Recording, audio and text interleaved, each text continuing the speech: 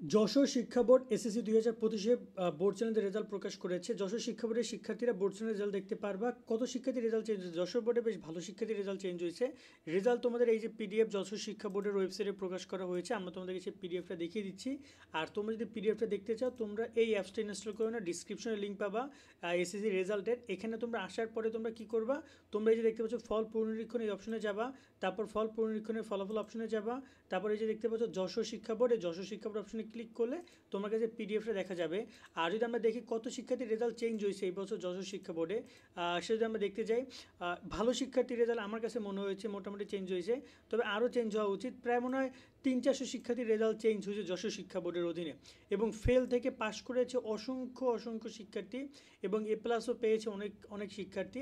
তো এটা হচ্ছে আপাতত যশোর শিক্ষা বোর্ডের রেজাল্ট, যেটা প্রকাশ করে যশোর শিক্ষা বোর্ড তাদের ওয়েবসাইটে, এবং তোমরা এই অ্যাপসে গিয়ে রেজাল্টটা দেখে নিতে পারবা।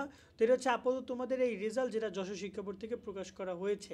কেমন সকলের রেজাল্টটা দেখে না, আমি তোমার ডিসক্রিপশনে অ্যাপসের লিঙ্কটা দিয়ে দিচ্ছি।